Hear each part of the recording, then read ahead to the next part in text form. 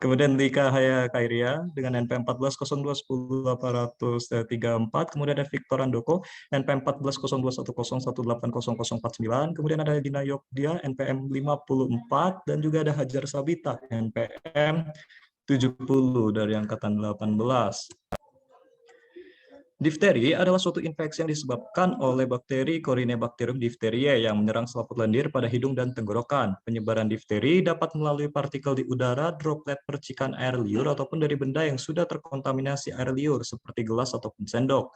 Gejala yang dialami yaitu sakit tenggorokan, batuk, pilek, demam, menggigil, dan muncul lapisan abu-abu di tenggorokan. Bakteri difteri akan menghasilkan racun yang akan membunuh sel-sel sehat dalam tenggorokan yang kemudian akan menjadi sel-sel mati. Sel-sel yang mati inilah yang akan membentuk membran lapisan abu-abu pada tenggorokan. Selanjutnya, untuk struktur toksin difteri toksin itu merupakan rantai polipeptida tunggal yang terdiri dari 560 asam amino dan 25 asam aminonya berupa single peptida.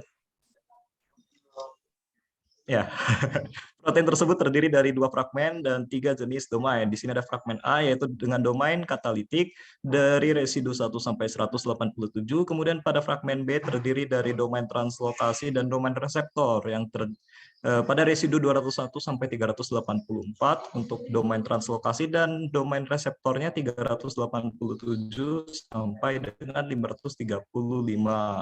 Kedua fragmen tersebut kemudian dihubungkan oleh jembatan disulfida yaitu antara asam amino sistein 186 dan 201. Untuk mekanisme toksisitas toksin, jadi pertama-tama difteri toksin ini akan berikatan dengan HBEGF oleh domain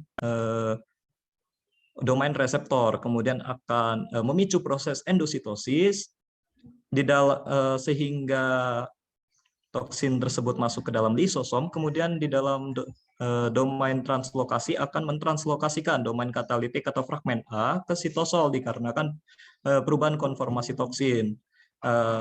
Domain katalitik yang memiliki aktivitas biologis NADase kemudian berikatan dengan NAD+ yang berada di dalam tubuh dan akan memotongnya menjadi ADP ribosa. Nah, ini hubungan toksisitas dan ikatan ligan NAD+ ya. Nah, jadi apabila NAD+ yang ada di dalam tubuh tersebut berikatan dengan domain katalitik yang terdapat pada difteri toksin, maka akan menyebabkan reaksi hidrolisis untuk memecah NAD+ menjadi ADPR dan juga nikotinamida. Dan apabila ADPR tersebut berikatan dengan elongation factor 2, maka akan menyebabkan inaktivasi elongation factor 2 pada proses translasi yang menyebabkan sintesis protein akan menghambat dan berujung kepada kematian sel, sehingga kemudian menyebabkan adanya lapisan abu-abu pada tenggorokan tersebut. Nah, oleh karena teori tersebut, kita mencoba untuk mengupayakan agar NAD+ di dalam tubuh kita tidak berikatan dengan difteri toksin. Karena apabila berikatan akan menyebabkan toksisitas. Nah, salah satu cara melakukan secara in silico dengan mengupayakan memiliki binding energi yang paling tinggi gitu. Semakin tinggi binding energi, maka akan semakin rendah binding affinity. Nah, karena binding energi ini itu merupakan energi yang harus diberikan untuk memutuskan suatu ikatan. Jadi yang diharapkan adalah binding energi yang terbesar dan binding affinity yang terkecil.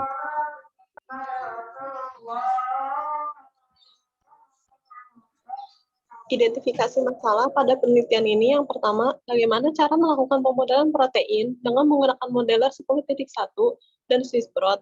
Selain itu, posisi ligan manakah yang terbaik dengan nilai binding energi tertinggi? Tujuan dari penelitian ini yaitu mengetahui cara melakukan pemodelan protein dengan menggunakan modeler 10.1 dan Swissprot. Kemudian, menentukan posisi ligan terbaik dengan nilai binding energi tertinggi menggunakan CB docking dan autodoctrina. Manfaat dari penelitian ini diharapkan diperoleh informasi mengenai cara melakukan pemodelan 3D protein dari sequence asam amino, serta dapat menentukan posisi ligand terbaik dengan nilai binding energi tertinggi. Untuk waktu penelitiannya, kami melakukan penelitian ini dimulai dari tanggal 29 sampai 30 Oktober 2021.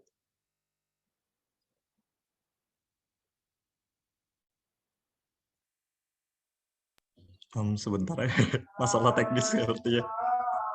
Oh iya, error. Oke, lanjut.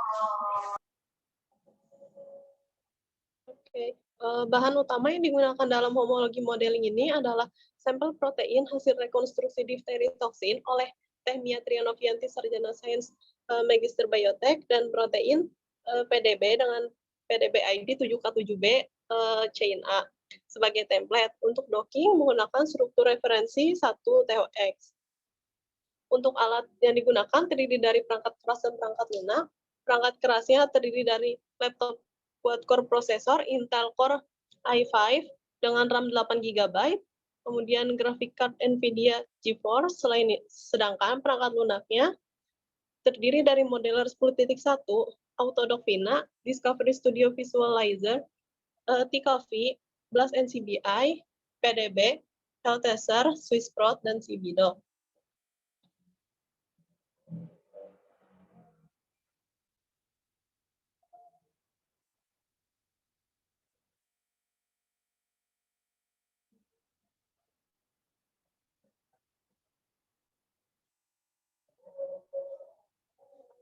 Berikut ini sequence sampel asam amino yang kami gunakan.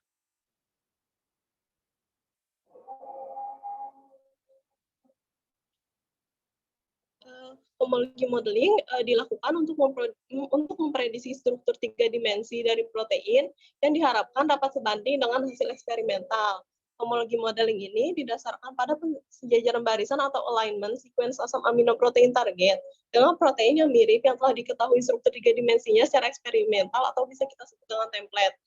Kelompok kami melakukan dua cara homologi modeling, yaitu menggunakan server Swissprot dan menggunakan program software modeler 10.1. Nah, dari hasil Swissprot ini kita memperoleh dua model, yaitu ada satu MDT dengan sequence identify-nya 99,25% dan 7K7B 99,63%.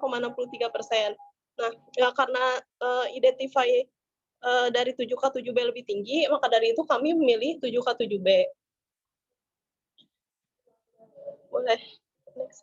Nah, berikut ini visualisasi dari protein 7K7B. Boleh.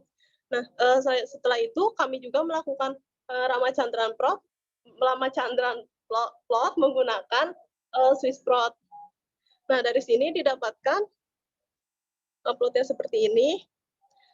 Ada dari 467 residu, ada 433 residu in most favored region, yang artinya ini kan 92,7%, yang bagusnya itu 90%. Nah, meskipun ini udah memenuhi syarat 92,7, namun kita masih ada residu di disallow region. Jadi makanya kita optimasi. Boleh next. Nah, di sini ada tampilan sebelum optimasi dan setelah optimasi. Nah, setelah dilakukan optimasi, diperoleh residu di favored region-nya itu naik menjadi 437 yang dari yang tadinya 433, dan di sini disallow region-nya jadi turun, jadi tidak ada sama sekali. Nah, di sini persentasenya naik jadi 93,6%.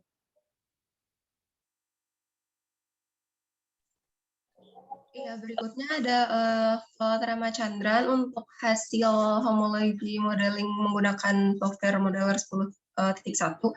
Ini diperoleh dari karena sebelumnya itu kan struktur template protein yang tadi yang 7K7B chain A itu digunakan untuk membuat 20 model protein, kemudian dipilih satu model yang memiliki nilai DOE atau Discrete Optimized Protein Energy yang paling rendah untuk dijadikan sebagai model yang paling baik.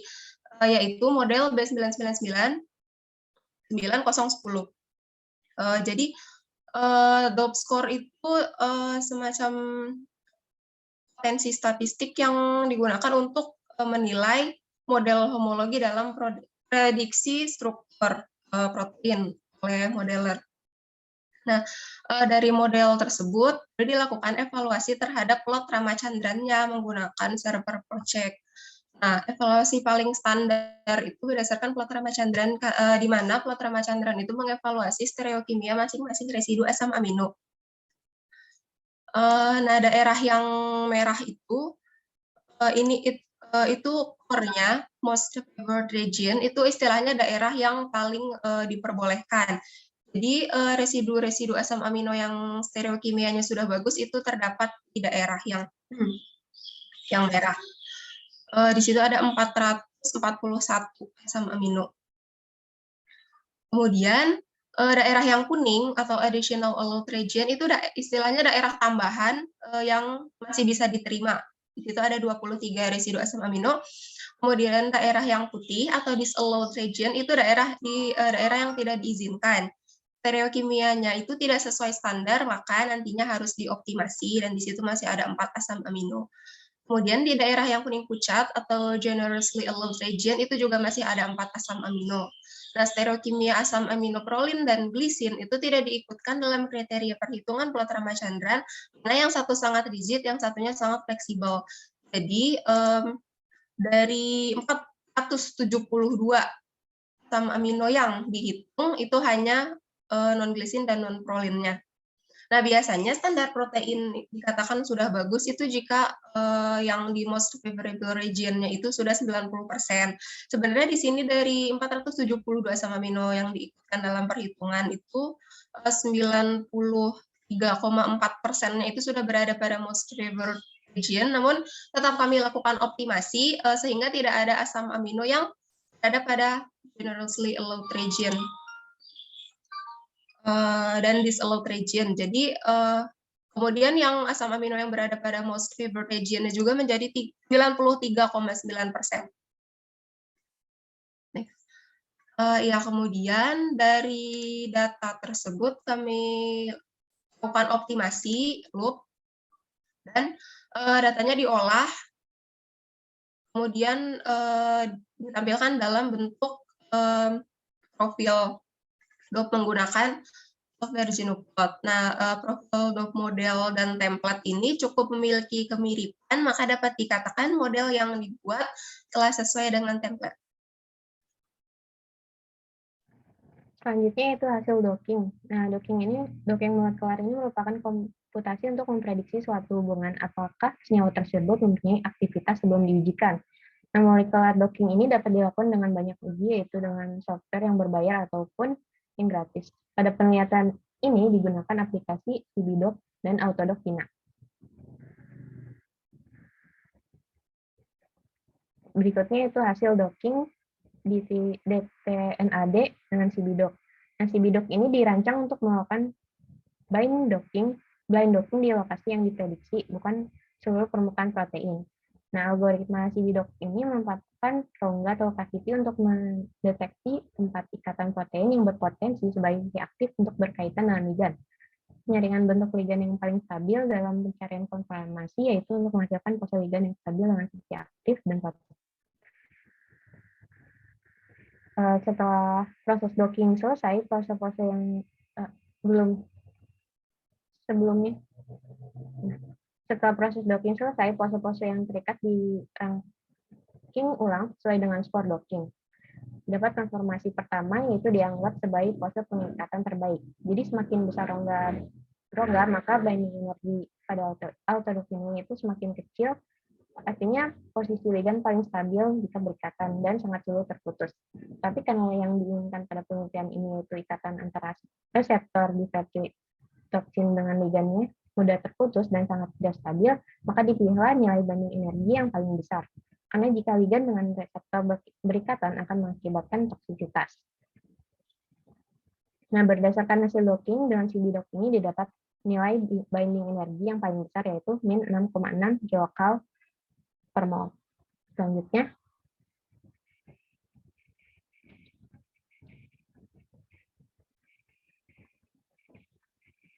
Nah, berikut ini merupakan konfirmasi posisi interaksi ligand dengan reseptor. Dan yang dipilih yaitu konfirmasi dengan nilai banding energi yang paling besar, yaitu min 6,6 kilokal per mol.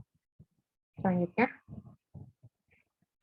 nah ini merupakan visualisasi hasil pemodelan homologi dalam tampilan kartun pada ligand dengan binding energi min 6,6 kilokal per mol. Dan berikutnya itu merupakan representasi sisi pengikatan NAD+. Selanjutnya untuk penjelasan lebih lanjut pada slide berikutnya, yaitu profil interaksi dua dimensi NAD+ terhadap asam amino. Binding site atau area ikatan ini merupakan area dari pengikatan protein terhadap ligand yang akan mempengaruhi konformasi atau fungsi dari protein. Nah, binding site ini dapat memperlihatkan residu-residu asam amino yang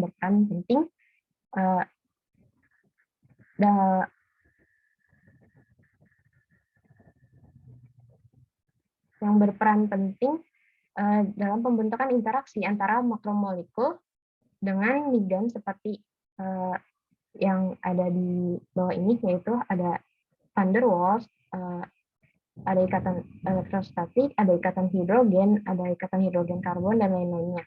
Dan asam amino yang berikatan dengan ligand NAD+ ini yaitu ada asam glutamat, serin, valine, asparagin, alanin, glisin, dan tyrosine. Iya, selanjutnya adalah hasil docking menggunakan autodock Autofina, di mana dilakukan permodelan posisi ligand dan reseptor sebanyak 50 konformasi. Pembuatan model dengan jumlah yang banyak dapat meningkatkan selektivitas pengikatan ligand dengan reseptornya. Dari 50 model terdapat 30 klaster berdasarkan kedekatan konformasinya. Berikut merupakan tabel RMSD hasil docking, di mana datanya ada rankingnya, kemudian running keberapa, kemudian ada nilai energi binding, dan ada nilai RMSD. Pada data ini terdapat ranking tertinggi dan ranking terendah yang dimasukkan, di mana ranking tertinggi ini berdasarkan nilai energi binding yang terkecil. Energi binding ini, semakin kecil nilai binding energi, maka akan semakin banyak ikatan yang terbentuk. Di mana pada kasus difteri toksin, pengikatan ligand dengan reseptor perlu diminimalisir untuk menghindari adanya difteri toksin, sehingga diambil nilai binding energi terbesar, yaitu pada model ke-26, ranking ke-30 dengan nilai binding energi sebesar minus 3,98 kilokalori per mol. Selanjutnya juga terdapat nilai RMSD, di mana RMSD ini adalah root mean square deviation, merupakan parameter yang menggambarkan seberapa besar perubahan interaksi protein ligand pada struktur kristal sebelum dan sesudah didocking untuk mengetahui nilai penyimpangannya.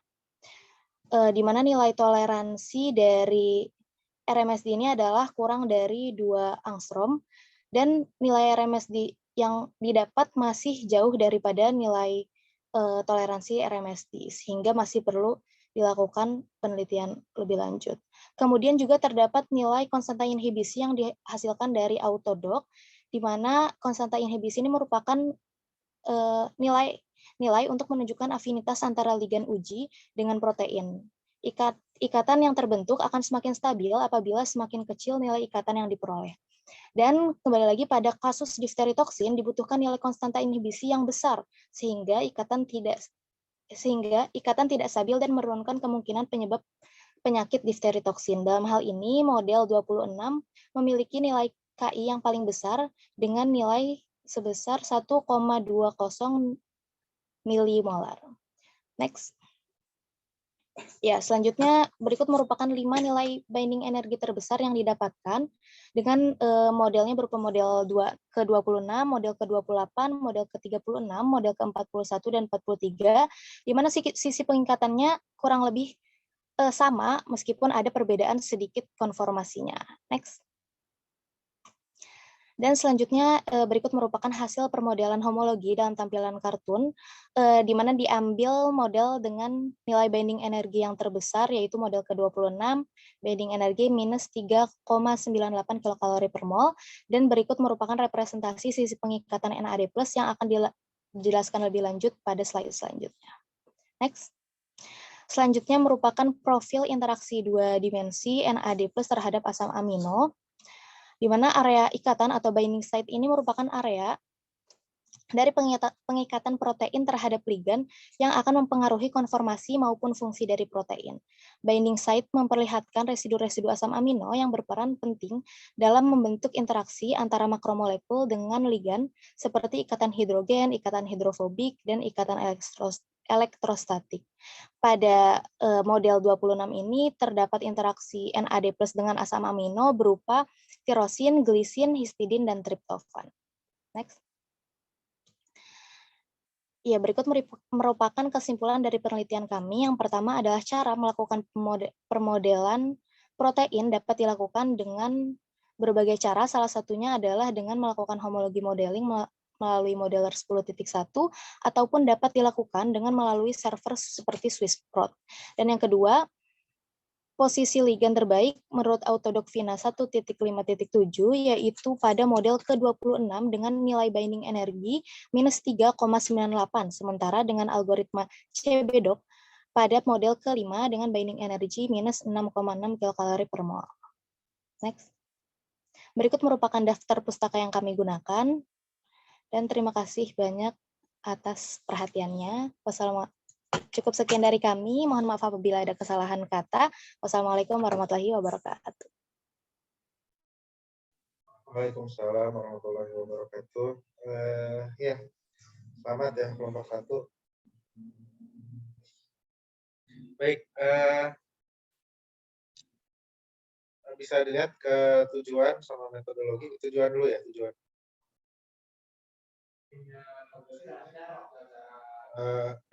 Jadi yang pertama, sebetulnya kalau kita bicara tujuan ya, tujuan itu adalah memodelkan ya, bukan mengetahui. Karena tujuan ini adalah tujuan penelitian, bukan tujuan belajar ya.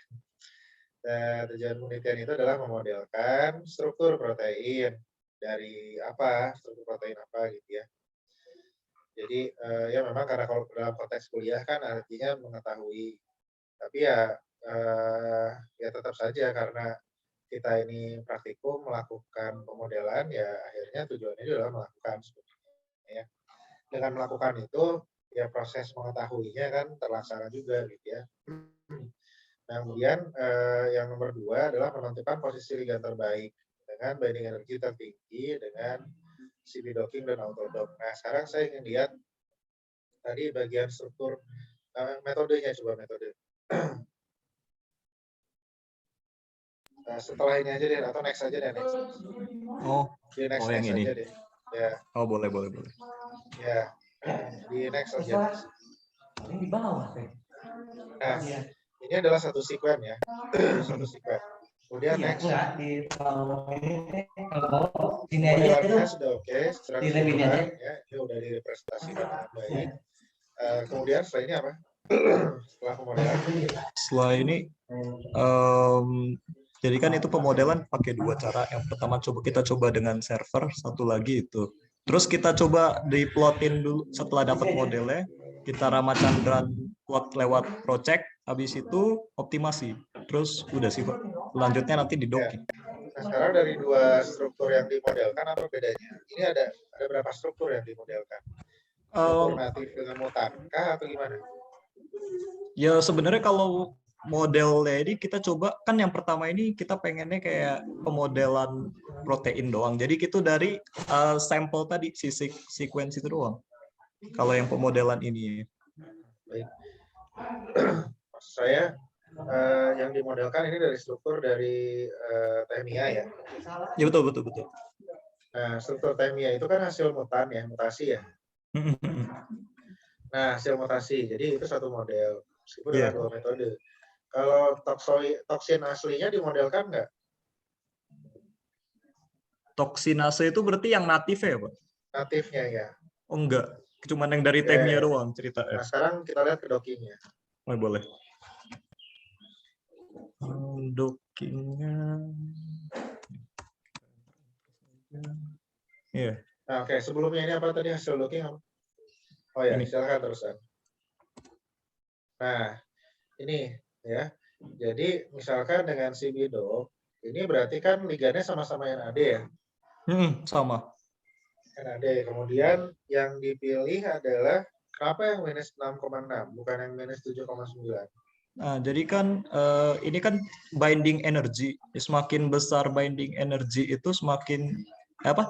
Ya semakin besar binding energy, nilai skornya itu semakin besar. Jadi ini yang terbesar gitu. Nah, yang Oke, ya. ya. Jadi dari sini ada ya mungkin miskonsepsi ya, kesalahan pemahaman. Jadi yang disebut dengan Finascore itu sebenarnya ini sebanding dengan nilai binding affinity atau sebanding dengan nilai delta free energy of binding ya, free energy of binding. Yang namanya free energy itu makin negatif itu makin stabil ya. Oh, kebalik. Ya, jadi makin rendah harusnya ya. Jadi free energy of binding itu jadi sama seperti kita energi termodinamik itu kalau lebih rendah maka kita tuh dalam keadaan paling nyaman, paling rileks. Justru yang dimaksud energi tinggi itu adalah kita memerlukan energi untuk mencapai pada posisi tersebut.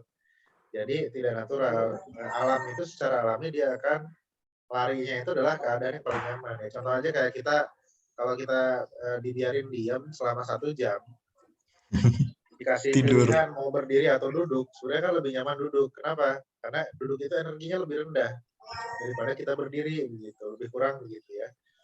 Dan nanti kalau kita mau pecah ya, sebetulnya nanti teman-teman juga bisa karena ini kuliahnya bioinformatika. Jadi masukan yang pertama adalah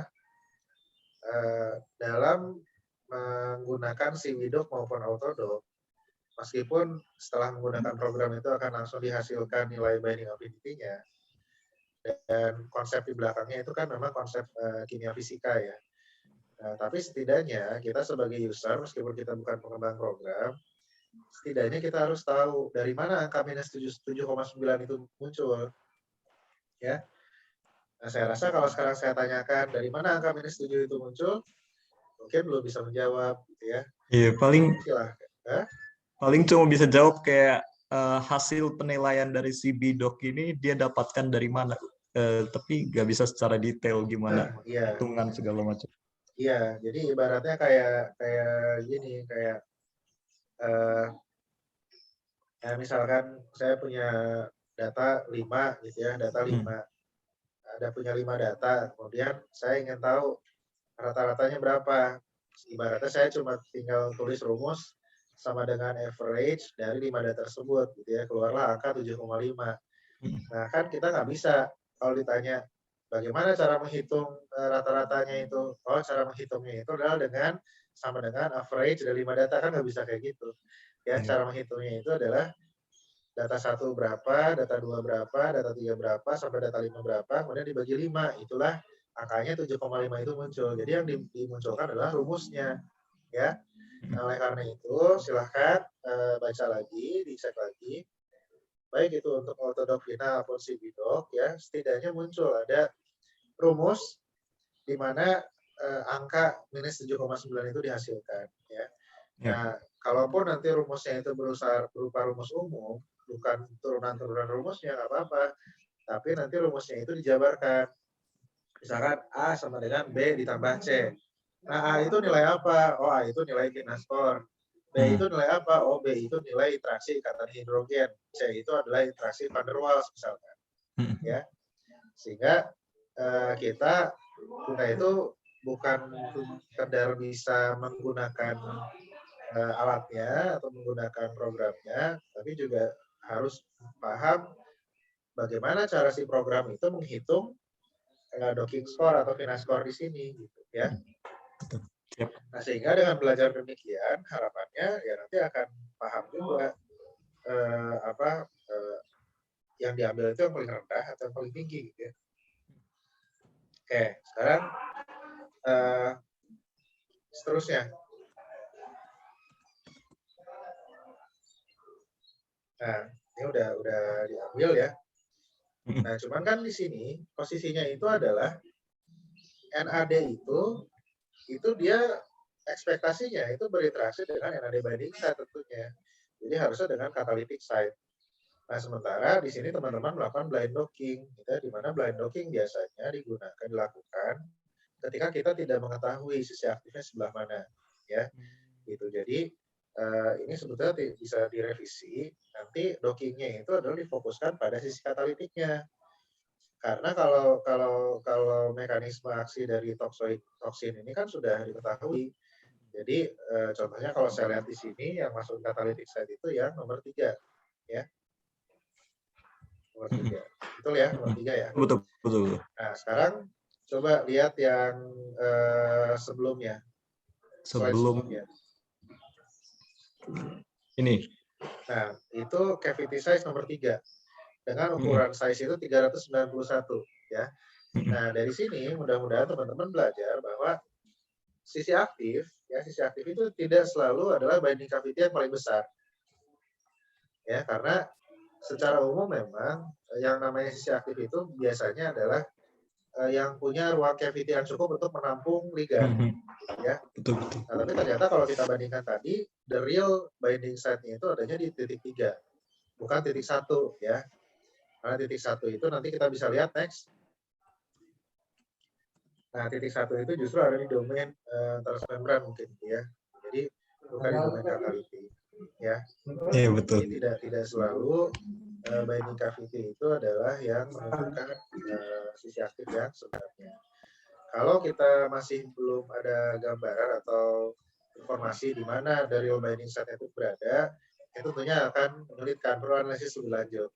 Tapi sekali lagi kalau di toksin ini kan sudah diketahui sisi aktifnya sebelah mana. Jadi kita fokus sebenarnya di cavity nomor 3. Nah, cavity nomor 3 itu, ya, nomor 3 itu adalah interaksi antara NAD dengan toksoid yang sudah dilemahkan secara mutasi, angka energinya 6,9, minus 6,9. Nah, bagaimana kita dapat mengatakan bahwa mutasi berhasil atau tidak? Nah, seharusnya di sini, ya, kita lakukan docking juga terhadap yang natif. Ya, jadi teman-teman tinggal ulang lagi, tambah satu running lagi, NAD itu didocking dengan yang natif, ya, pada sisi nomor 3. Kalau energinya ternyata lebih rendah dari 6,9, tandanya desain mutan yang dilakukan oleh Technia itu berhasil. Kenapa? Karena berhasil menurunkan afinitas atau semakin tidak melemahkan interaksi antara toksoid dengan si NAD-nya. Karena toksisitas dari toksin itu berasal dari kuatnya interaksi antara toksin dengan NAD, ya. Jadi di sini agak unik justru. Jadi tujuan mutasinya itu adalah untuk melemahkan interaksi antara sisi aktif toksin, ya, toksoid ini dengan NAD, ya. Paham sini? Enggak, masih mau ditanyain, Pak. Jadi kan tadi kan pengen Silakan, coba, kalau silakan. tadi pengen coba, berarti kan kita misal nih dari sini kita ambil 3 nih yang terbaik dari, ya karena dia ada sisi aktif gitu lah ya. Terus habis itu nanti habis dari sini kita pengen coba docking dengan ligan NAD plus ya, Pak. Ya, sama, ligannya sama. Maksudnya apakah protein docking atau jadi enggak, bagaimana? NAD, ini kan ligannya NAD. Ligannya itu kan NAD ini. Coba lihat ligannya apa. Yang di docking senyawa apa ini? Yang di docking memang ligan NAD, cuman Oh iya. masih Iya, jadi yang di agak docking dengan natif juga adalah NAD plus juga. Oh, dengan natif. Dengan natif. Oh ya, baik Pak. Siap. Paham. Ya. Nanti Ya, kita jadi coba nanti cari. kelihatan ekspektasinya adalah NAD plus dengan natif itu energinya lebih rendah lagi dibandingkan dengan energi mutan. Iya, paham. Ya, silakan. Nah, ini saya apresiasi untuk visualisasi datanya sudah baik, ya. Jadi tinggal ditambah interaksi antara NAD dengan sisi aktif itu apa, ya. Atau kalau misalnya ada ikatan hidrogen itu bisa ditampilkan ikatan hidrogennya sebelah mana, gitu ya. Kalau ada aromatic interaction sebelah mana, gitu ya. Bisa ditambahkan di interaksinya yang 3D-nya juga, gitu ya. Selain yang ini. Oh, di 3D-nya berarti ya, dicoba. Ya, yang 3D-nya juga bisa ditampilkan jenis interaksi. Oke, nanti dicoba Oke, dicerita lebih seterusnya. lanjut. Nah, ini juga sama. Nah, ini dengan autodoktrina, ini dari miskonsepsi tadi ya, bahwa delta G itu seharusnya adalah yang paling rendah. Jadi pemilihannya itu adalah minus 10,34. Ya, bukan yang minus 3,98. Ya. Jadi di sini interaksi terbaik antara NAD+ dengan toksinnya itu yang diperoleh adalah minus 10,34. Nah, nanti kita bandingkan menggunakan autodoktrina dengan aktif berapa binding energinya. Ya, ekspektasinya harusnya lebih rendah lagi daripada 10,34. Misalnya minus 11, minus 12 gitu ya. Tapi kita lihat nanti hasilnya gimana ya. Silakan. Terus ini di sisi yang mana? Sisi ketiga tadi atau yang sisi aktif sebelah mana? Nah, ini ada lagi Pak, modelnya dia beda lagi. Oh, oke. Penentuan sisi aktifnya di mana ini tadi? Aktif. Bagaimana Maksudnya cara bagaimana? menentukan sisi aktifnya?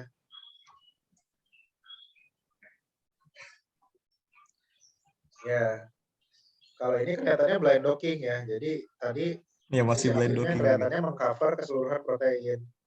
Ya, nah makanya dia akan menemukan daerah yang cavity-nya paling besar. Jadi kita lihat pose dockingnya tadi yang sebelah kanannya. Next. Oh iya. Nah ini akan masuk ke cavity yang terbesar, itu adalah di bagian bawah dari catalytic site, di mana itu bukan the real binding site-nya gitu ya. Ya nanti yang ini perlu diulang ya, di dockingnya justru nanti dilakukan di sisi katalitik di sebelah atas, di sisi 3 itu ya. Pak mau nanya lagi Pak. Kalau misalnya kayak gitu, kita nanti pertama dari model ini kan kita ada sequence, kita potong aja, kita ambil yang bagian domain katalitiknya, atau kita coba cari di NCBI Pak. Tapi Kalau kayaknya di cuma NCBI tidak ada. untuk docking, pemotongan itu silakan bisa dilakukan gitu ya. Tapi kalau nanti teman-teman berencana untuk melanjutkannya ke simulasi dinamika molekul, ya harus dimodelkan ke semua domainnya, harus lengkap. Oh. Ya, nggak boleh terpotong. Tapi kalau hanya melakukan docking, ya bisa dipotong daerah katalitiknya aja. Kan nanti ada proses penentuan sisi aktif nanti, ya. Saya tahu nanti mungkin setelah ini ada yang presentasi docking lagi, nanti mungkin bisa belajar dari kelompok yang berikutnya ya, tentang bagaimana cara menentukan sisi aktif gitu ya. Tapi prinsipnya sisi aktifnya itu harusnya ada di catalytic site-nya, yaitu di daerah asal aslinya pengikatan NAD+-nya ya. Bukan di keseluruhan protein. Ya, silakan next. Ya, ini juga sama. Nanti ditampilkan dengan interaksinya. Berikutnya. Ya, terus. Udah, kesimpulan. Ya, oke. Jadi kesimpulannya, ya, jadi kalau bahas kesimpulan itu adalah tadi pemodelan struktur dari itu berhasil dilakukan dengan menggunakan modeler dan Swissprot ya, dengan nilai misalkan tadi akurasinya berapa, misalkan ada yang di unfavorable region berapa gitu ya, favorable regionnya berapa persen. Jadi disampaikannya seperti itu kalau hasil. Nah kemudian yang dua, liga terbaik itu tadi salah mengambil ya, diambilnya yang paling bawah justru ya. Harusnya yang paling atas. Yang paling atas itu adalah yang energinya paling rendah ya, binding energi paling rendah. Nah jadi mungkin itu tadi komentar saya. Jadi sekali lagi nggak apa-apa karena ini belum nilai full ya. Nilai fullnya adalah justru dari tindak lanjut. Jadi setelah diskusi ini teman-teman nanti ada revisi. Revisinya itu nanti nggak usah dipresentasiin lagi, cukup dikirimkan ke email dan nanti nilai finalnya akan dilihat dari yang setelah revisi. Ya, ada yang mau ditanyakan? Tadi pengen ini doang sih Pak. Berarti semakin rendah binding energy, dia akan semakin stabil, semakin susah untuk putus. Ya. Tapi kan yang kita incar yang semakin mudah untuk putus gak sih Pak? Betul, tapi kan kalau mau mudah putus itu, harusnya kita membandingkan model proteinnya. Oh. Ini kan satu model protein. Oh iya betul, kalau tujuannya docking ini kan justru ingin melihat pose mana yang pose ligan dengan protein itu seperti apa. Maka kita cari yang paling rendah. Nah, kalau mau dibandingkan dengan yang lain, harus ada perbandingan, berarti harus ada yang natifnya dulu. Yang natif berapa? Yang natif tapi tetap dilihatnya juga adalah energi terendahnya. Gitu. Nanti energi terendah di natif dibandingkan dengan energi terendah pada mutan. Berarti dengan kata lain, jadi kan bahwa docking itu hanya melihat ligand dia posisi terbaiknya di mana. Tapi kalau untuk itu kita harus bandingin dulu antara keduanya gitu ya. Iya, kalau tujuannya tadi mencari yang terendah itu harapannya adalah melihat nanti model protein mana yang menghasilkan energi paling tinggi gitu ya, atau aktivitas yang paling rendah. Gitu. Siap. Ya, terima kasih banyak Mas. Gambarannya kalau mau, atau mau misalkan nih ketemu hasilnya ternyata nggak beda jauh gitu ya, tadi kan energinya minus 10. Ternyata di natif tuh energinya minus 10,5. Kayaknya berarti ini rancangan Teh Mia kurang bagus nih gitu ya. Nah, lebih bagus lagi kalau teman-teman ada usulan nih, saya tambahin titik notasinya daerah sisi aktif. Coba docking lagi, oh ternyata energinya langsung naik jadi minus 5 misalnya. Iya.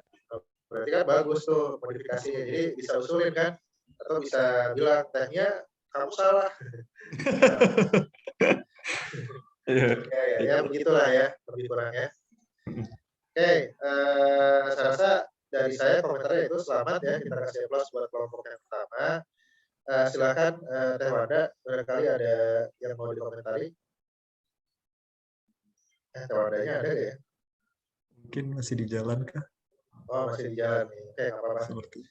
Itu kita lanjut ke kelompok berikutnya, silakan. Ya, terima kasih banyak untuk masukan-masukannya, Pak.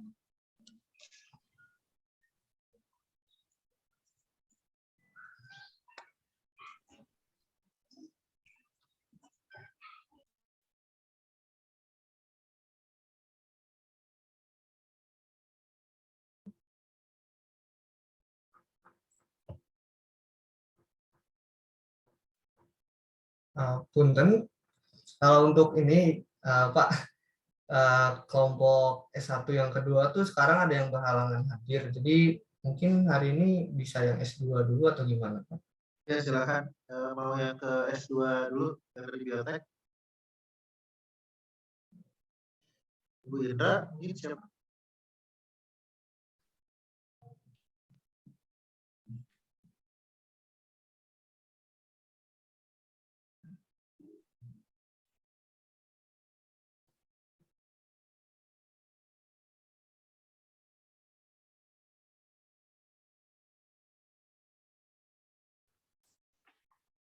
Pak, mungkin kelompok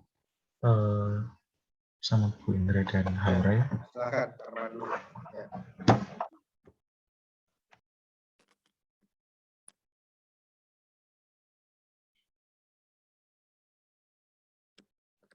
Suara saya Putus-putus Mbak, silakan Bu Rahma dibuka. Matiin dulu ya. Oke, baik. Suara saya sudah masuk? Sudah Bu. Ya, jelas Bu. Ya, baik. Terima kasih atas waktu yang diberikan. Bismillahirrahmanirrahim. Assalamualaikum warahmatullahi wabarakatuh. Waalaikumsalam warahmatullahi wabarakatuh. Terima kasih atas waktu yang diberikan kepada kelompok kami. Hari ini kami akan presentasi homologi modeling dan molecular docking pada SARS-CoV-2. Kelompoknya yang pertama adalah Haura Labiba, yang kedua adalah Armanda, yang ketiga adalah saya Indra Rahmawati. Makalah ini terdiri dari 3 konten. Yang pertama pendahuluan yang akan membahas tentang struktur virus dari SARS-CoV-2, terus yang kemudian selanjutnya adalah varian dari SARS-CoV-2 dan protein pada SARS-CoV-2. Yang selanjutnya adalah metode meliputi homologi modeling dan molecular docking. Yang selanjutnya adalah hasil dan pembahasan yang akan membahas tentang homologi modeling spike RBD dan molecular docking main protease dengan N1. Ya. Ya.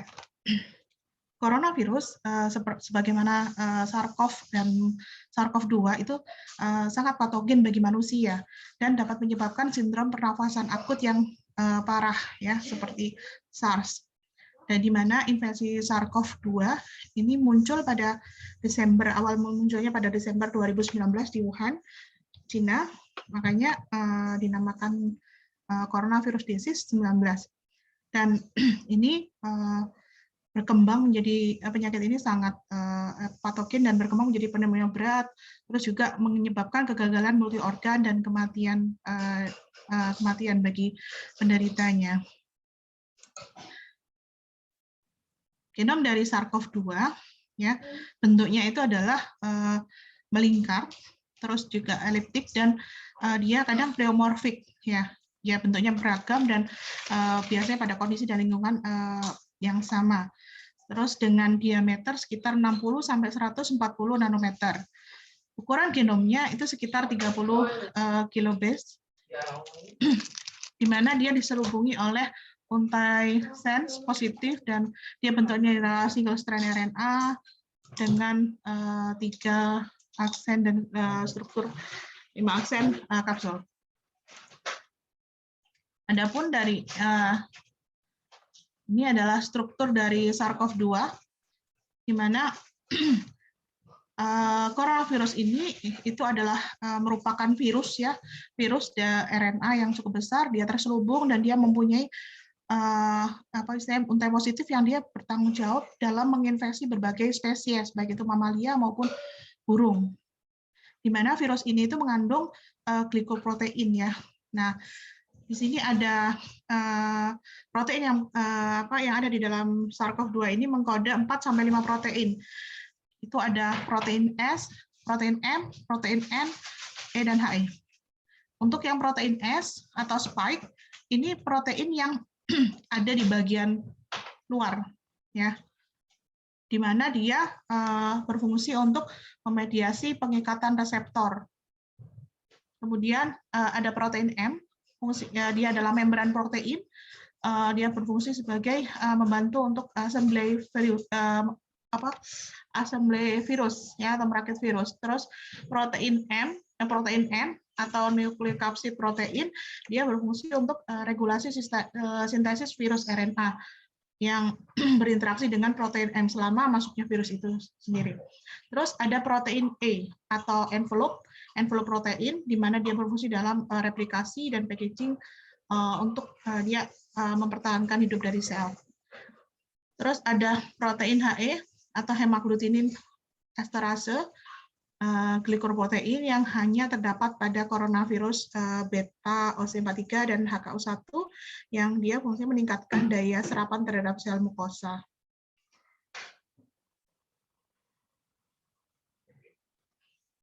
Ya, adapun varian dari SARS-CoV-2 berdasarkan data dari SARS-CoV-2 Interagency Group itu mengklasifikasikan varian SARS-CoV-2 itu terdiri dari 4 kelas. Yang pertama adalah VBM atau varian being monitored. Itu ada alpha, beta, gamma, epsilon, eta, lambda, kappa, mu, dan zeta. Terus di mana untuk varian yang VBM ini dia tidak memiliki resiko yang signifikan dan berpengaruh terhadap istilahnya segera terjadi pada kesehatan secara umum. Sementara yang kedua, varian kedua itu adalah varian of interest. Dia tidak memiliki resiko yang signifikan pada kesehatan umum, dan untuk VO ini dia istilahnya terjadi perubahan terhadap pengikatan reseptor, dan dia netralisasi dengan antibodi yang dihasilkan untuk melawan infeksi atau vaksin. Terus ada kelompok dari VOC atau variant of concern. Nah, ini ada kelompoknya Delta, terus yang terbaru itu ada Omicron. Sama yang seperti VOI, VOC juga tidak memiliki resiko yang signifikan kepada kesehatan secara umum.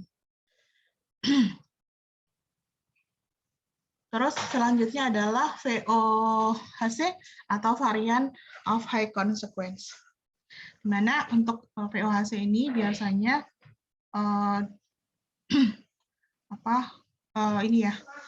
dia untuk target tes diagnostik.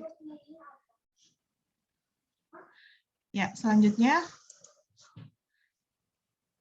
identifikasi masalah yang akan kami ambil dalam makalah ini adalah bagaimana cara melakukan modeling untuk protein SRBD SARS-CoV-2, dan selanjutnya adalah bagaimana profil binding energi posisi ligan yang terbaik yang berikatan dengan reseptor berupa main protease.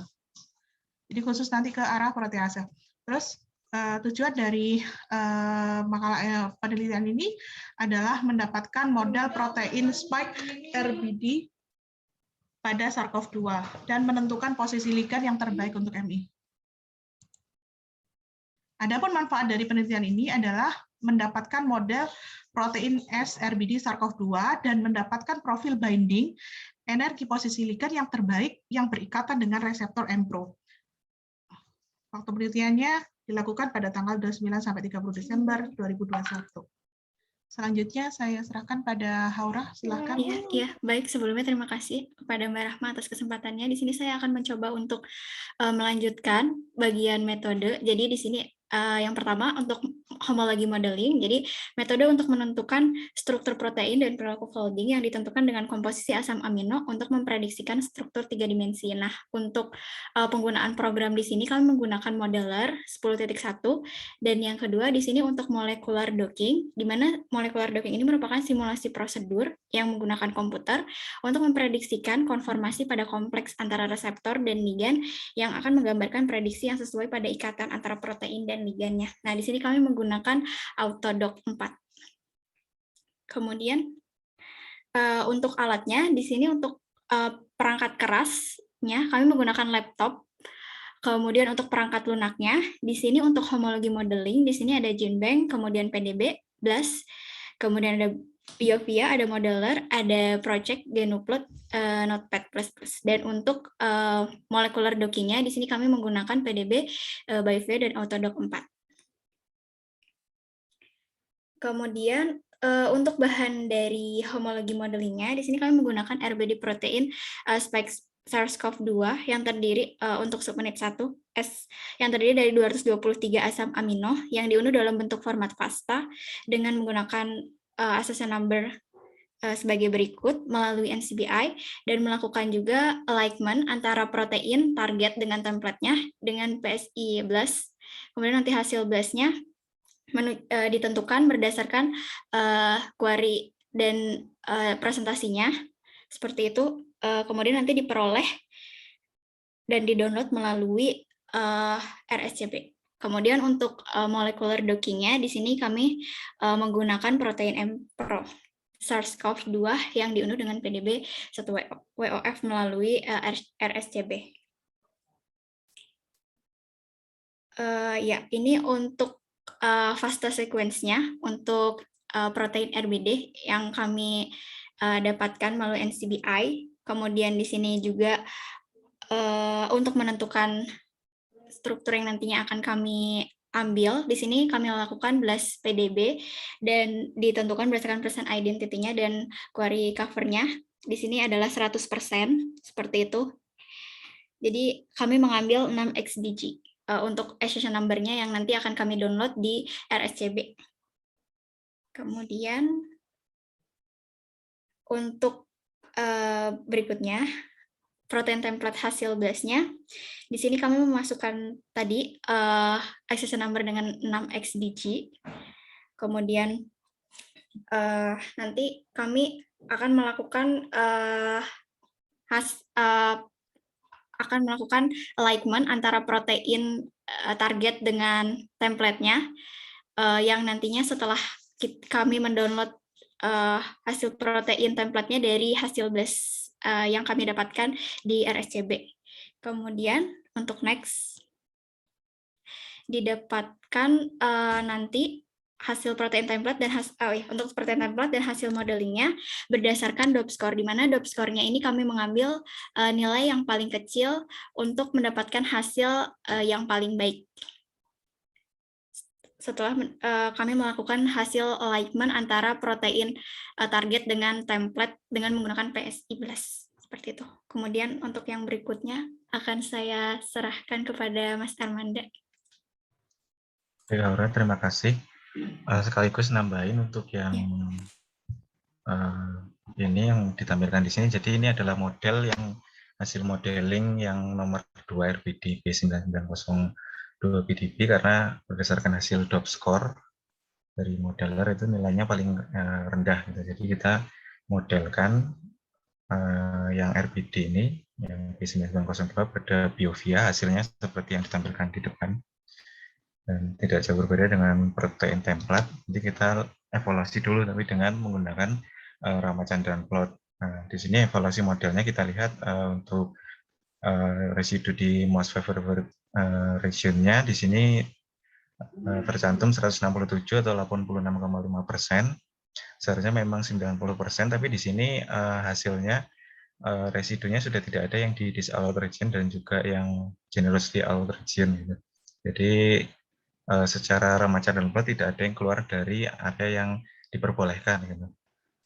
Nah, dari sini tidak dilakukan optimasi lagi karena memang tidak ada yang keluar dari region yang masih diperbolehkan. Gitu.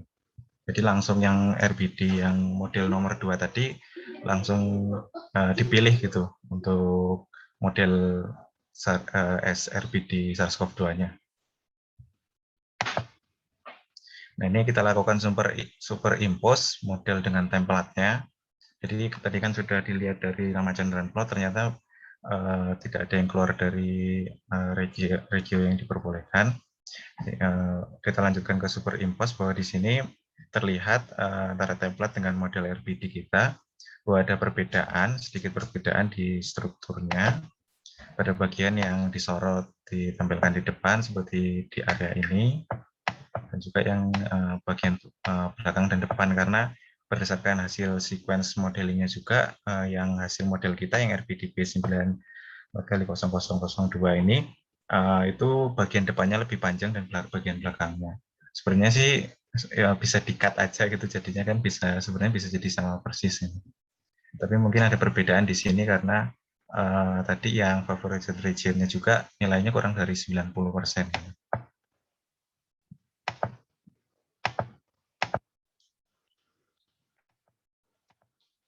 Nah, ini untuk hasil DOP score-nya setelah kita melakukan modeling, jadi yang warna merah ini hasil model kita dan yang hijau ini adalah template.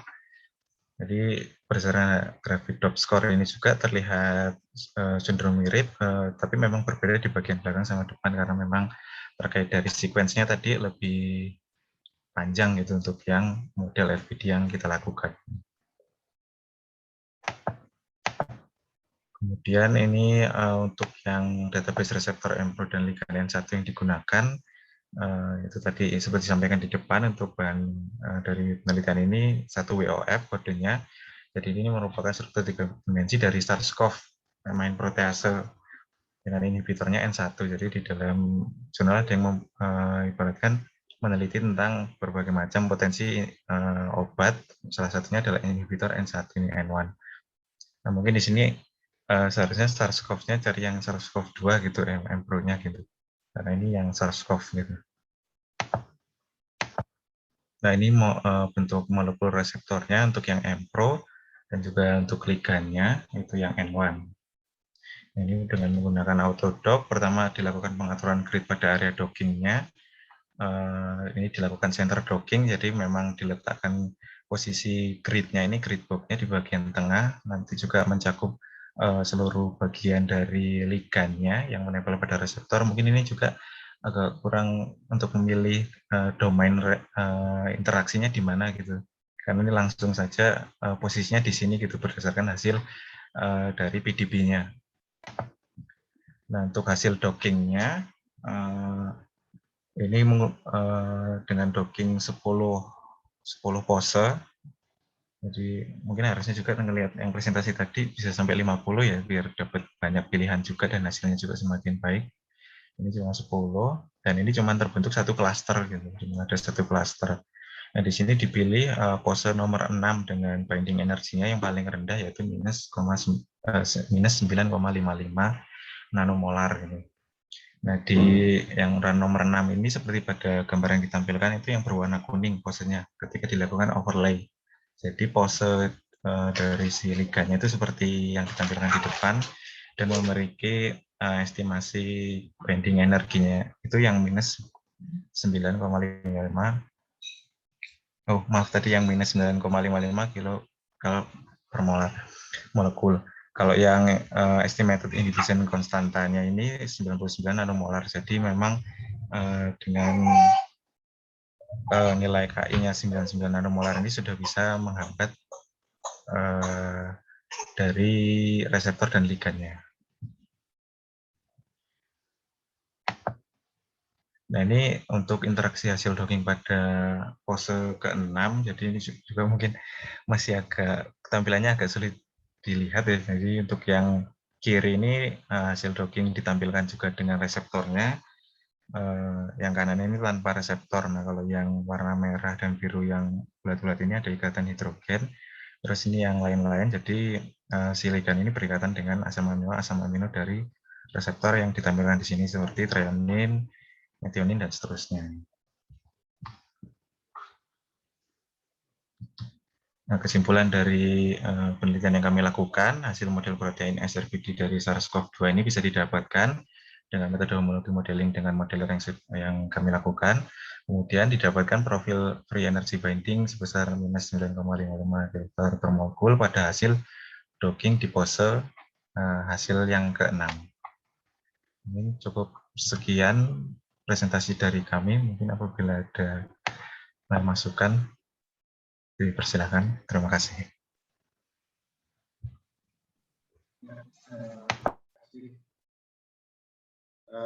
Yang menarik ya, presentasinya komplit. Jadi suaranya kecil, Pak. Oh iya, sorry, suaranya udah kedengeran. Iya, menggaung, agak menggaung. Iya. Sebentar ya, saya pindah ruang.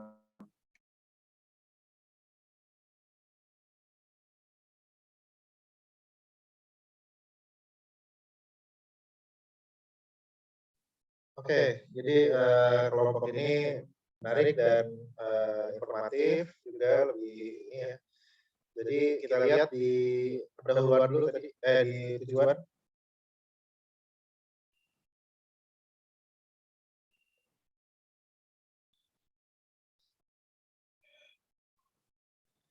Baik, tujuannya yang pertama adalah yang mendapatkan atau memodelkan struktur protein spike SARS-CoV.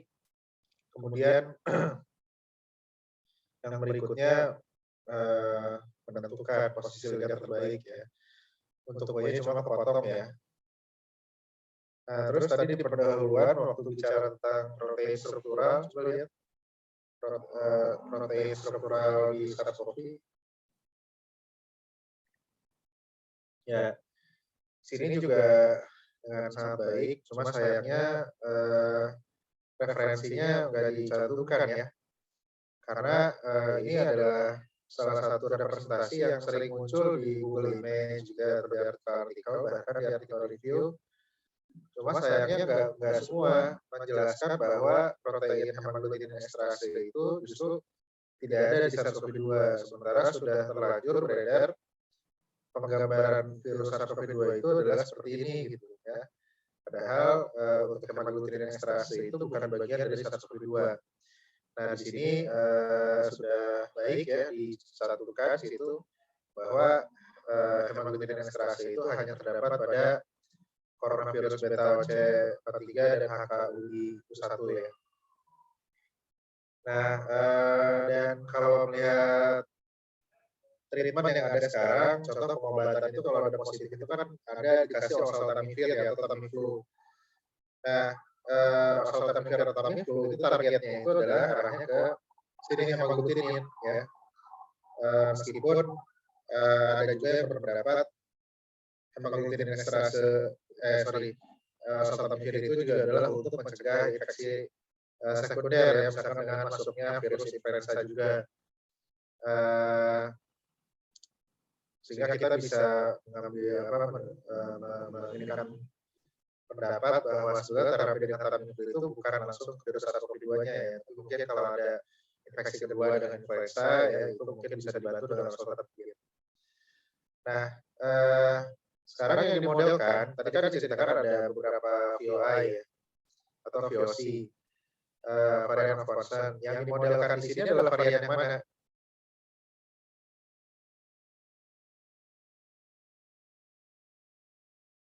Pak Armanda atau yang lain bisa menjawab? Yang dimodelkan di sini adalah varian yang mana? Kayaknya belum ke arah sana, jadi memang langsung ambil aja dari yang SARS-CoV ya. Jadi belum sampai ke yang variannya gitu. Masih umum Pak, masih SARS-CoV secara umum ya. Oke, ya. Karena gini, kalau tujuannya adalah memodelkan, biasanya itu memodelkan yang belum ada strukturnya, ya. Sementara untuk struktur protein spike untuk yang varian Wuhan itu kan udah ada strukturnya gitu. Nah, sekarang template yang digunakan template apa di sini?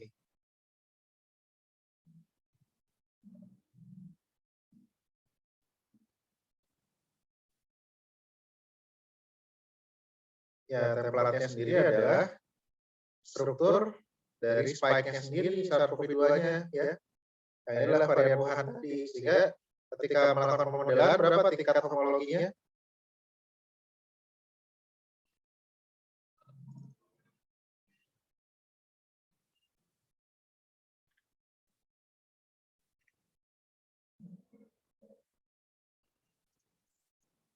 Lihat dari waktu sumber info ini sih sama persis ini.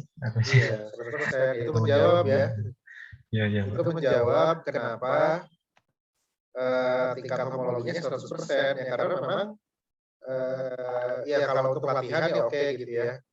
Untuk latihan oke, tapi sebenarnya secara filosofinya ya karena kita memodelkan itu biasanya justru kalau strukturnya itu belum ada gitu ya. Jadi kalau strukturnya udah ada ya kita tinggal ambil gitu ya. Atau misalkan ada bagian yang tidak lengkap misalkan strukturnya gitu. Nah, itu bisa kita lakukan pemodelan. Nah, sekarang coba balik lagi ke alignment-nya tadi. Tadi saya terus. Nah, ini. Ya tadi juga saya setuju ya tadi Pak Arman kalau nggak salah yang lagi presentasi ini kelihatannya sudah cukup paham ya. Jadi bagian yang tidak ada template-nya itu bagiannya dengan C terminal. Sebetulnya kalau dihilangkan dari struktur model itu tidak apa-apa. Ya, betul tidak apa-apa. Karena struktur di daerah R dengan C terminal itu biasanya adalah struktur yang sangat fluktuatif ya, karena dia ada di ujung ya, dia itu sulit untuk ditangkap dengan baik itu dengan mikroskop elektron atau dengan kristallografi apalagi yang elektron tadi. Jadi memang biasanya kalau di struktur yang ada di protein data bank ya, bagian C dengan N terminalnya itu biasanya itu tidak bisa tervisualisasikan. Nah, sekarang seperti apa sih bagian N dengan C terminal ini kalau misalkan memang dia terlibat dalam mekanisme dalam struktur binding site-nya misalkan ya, atau dia cukup banyak misalkan sampai 20 asam amino, ya mungkin ada baiknya kita coba modelkan karena siapa tahu itu membentuk suatu domain yang khas. Tapi secara umum biasanya struktur di terminal ini dia sebenarnya loop ya, sehingga sulit untuk diprediksi. Sehingga tadi saya sepakat yang dikatakan Pak Arman, struktur N dengan C terminal ini sebenarnya bisa dihapus ya. Jadi nanti ke depan kalau ingin memodelkan misalkan sekarang yang lagi ramai Omicron, Omicron itu misalkan sekuennya banyak mutasi, nah bisa dimulainya itu dari TNL-nya aja, TNL CP-nya aja, nggak usah dari RVQ, PT itu ya. Jadi cukup dari yang TNL CP-nya sampai ke TFI, CG gitu, nggak usah sampai ke CFI, NF gitu. Ya itu yang benar-benar ada gambaran. Nah berikutnya, ya sehingga terlihat dari sini itu bisa menggambarkan bahwa justru secara energi dari model itu lebih baik. Kita lihat bagian yang ada template-nya ya, dari sekitar asam amino ke 20-an sampai ke 210 mungkin itu energinya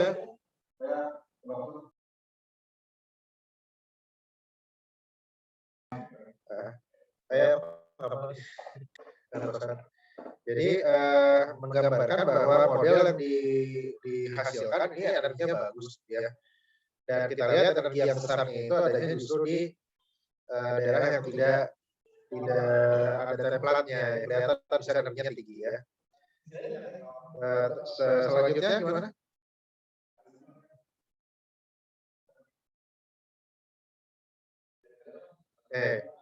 Ini adalah inhibitor N1 terhadap Mpro dari SARS-CoV. Nah, terus kemudian gimana? Apa yang selanjutnya dilakukan? Yang melakukan docking antara ligan N1 dengan Mpro. Nah, kalau kita perhatikan, N1 itu adalah turunan peptida ya. Jadi seperti peptida. Contoh yang sebelah kanan itu ada etoksi, kemudian di situ ada struktur cincin yang menyerupai gen histidin atau prolin ya, kemudian di situ ada isoleucin mirip atau pralin gitu ya. Nah, jadi ini adalah menyerupai peptida. Kenapa? Karena prinsip dari inhibisi atau obat itu adalah turunan dari substratnya. Jadi kalau Mpro itu protease ya, protease itu substratnya protein. Maka senyawa yang kemungkinan besar bisa menempel pada protease itu adalah senyawa yang mirip dengan substratnya, yaitu mirip dengan peptida. Sehingga tidak aneh kalau struktur N1 itu adalah seperti struktur peptida, gitu ya. Nah, jadi ini juga mudah-mudahan bisa jadi gambaran buat teman-teman yang sekarang mau melakukan screening dari senyawa bahan alam atau segala macam. Biasanya yang dicari itu adalah mimikri dari si substratnya ya. Jadi kalau misalkan suatu targetnya adalah protease, ya ligannya juga biasanya nggak jauh-jauh dari struktur peptida. Tapi meskipun tidak menutup kemungkinan non-peptide substance ya itu juga bisa berlaku sebagai inhibitor ya. Tapi lebih besar kemungkinannya adalah yang sifatnya peptida, strukturnya peptida. Baik, berikutnya. Nah, ini melakukan kontrol docking ya daripada sisi aktif yang sama. Nah, nanti teman-teman yang tadi kelompok pertama mungkin bisa belajar dengan kelompok ini ya. Jadi bagaimana cara menentukan sisi aktif ya. Sisi aktifnya itu adalah pada yang ditemukan melalui eksperimen kristalografi. Berikutnya. Oke, pengambilan posenya juga sudah baik ya. Jadi ambilnya ini benar, itu adalah yang paling rendah ya. Nanti sudah ditunjukkan juga tadi masukannya adalah dicantumkan di sini estimated free energy of binding itu adalah minus 9,55. Itu adalah hasil dari 1 plus 2 plus 3 minus 4. Nah, tinggal PR-nya adalah 1 itu apa, 2 itu apa, 3 itu apa, 4 itu apa ya. Kemudian berikutnya adalah ini satuannya adalah kilokalorie per mol. Nah, autodoc itu dia bisa mengkonversi dalam bentuk konstan inhibisi. Nah, bagaimana cara mengkonversinya dari angka free energy of binding jadi inhibition constant itu juga ditampilkan. Ya. Jadi setidaknya kita paham dari mana angka itu berasal. Terus selanjutnya kesimpulan. Oke, interaksi sudah baik ya ditampilkan seperti ini. Nah, ini bisa saling mengisi gitu ya. Jadi kalau kelompok ini visualisasinya pakai autodoc tools, nanti mungkin bisa belajar dengan kelompok pertama bagaimana cara memvisualisasi menggunakan Discovery Studio ya supaya hasilnya itu lebih jelas gitu ya. Oke. Nah, nanti tapi setidaknya secara umum contoh di sini ada sphere warna merah dengan biru, sebaiknya ada legend-nya gitu ya, yang merah itu interaksi apa, yang biru interaksi apa. Ya. Itu masukannya. Berikutnya. Ya, kesimpulan, jadi yang pertama menjawab jawaban pertama itu adalah berhasil dimodelkan ya dengan homology modeling. Kemudian angkanya berapa gitu ya, angka kualitas modelnya berapa sequence itu. Nah, kemudian yang kedua hasil docking N1 dengan Mpro menghasilkan binding energi sebesar demikian. Tapi karena nomor 2 ini adalah lebih kepada menguji kapasitas programnya untuk melakukan docking struktur kristal, jadi sebaiknya dicantumkan juga RMSD-nya berapa ya. Jadi yang menunjukkan kalau RMSD-nya di bawah sekian, maka eksperimen simulasinya itu adalah valid. Ya, jadi itu mungkin komentar dari saya. Ya, selamat. Kita kasih aplaus buat kelompok yang ini. Ada yang mau ditanyakan? Iya Pak, mau nanya Pak. Yang untuk interaksi hasil docking, Mas, punten Mas, yang atas Mas tadi Mas, sebelum kesimpulan. Ya, interaksi hasil docking padaran 6 Nah, tadi kan sarannya kita lihat pakai Discovery itu ya, Studio ya Pak ya? Ya. Nah, itu maksudnya gimana Pak? Oh iya, jadi file PDB hasil dockingnya itu tinggal di copy jadi file PDB Ligan, kemudian reseptornya nanti dibuka pakai Discovery Studio.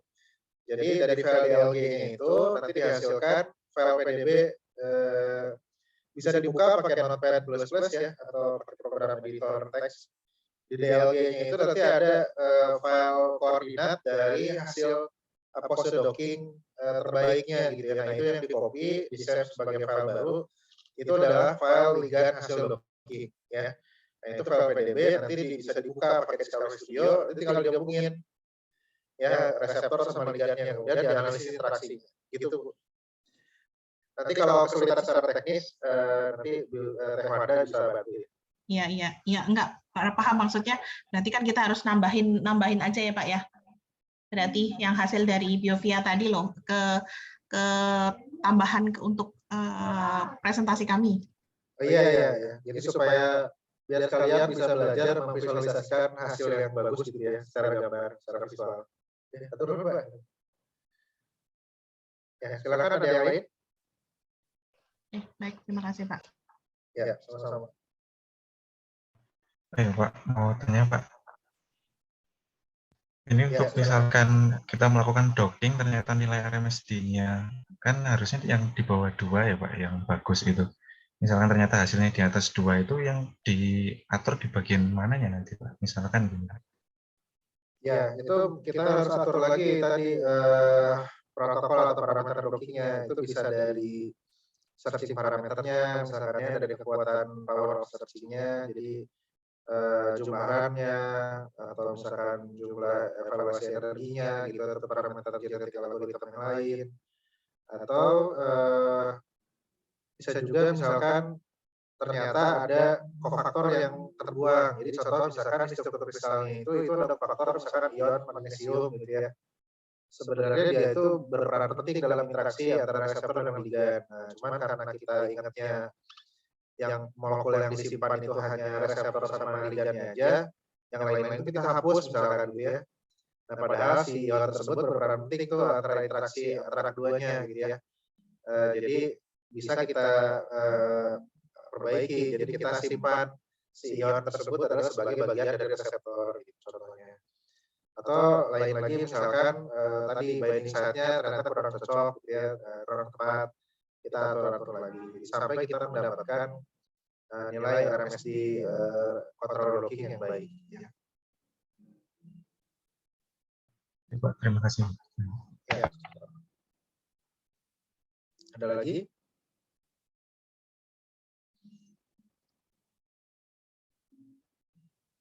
Ya. Kalau nggak ada, ya mungkin sekian untuk kelompok ini. Kita teruskan ke kelompok berikutnya. Cuma izin saya ini baterainya tinggal 8%. Jadi silakan lanjutkan. Nanti saya join lagi di mungkin 10 menit lagi lah gitu ya. Atau mungkin mau istirahat dulu ya tadi. Mau izin sholat dulu boleh nggak Pak? Ya istirahat aja dulu ya. Kita ketemu 15 menit lagi mungkin ya. Iya Pak. Ya, silakan. Ya udah, kita ketemu 15 menit lagi ya. Terima kasih. Baik. Terima kasih.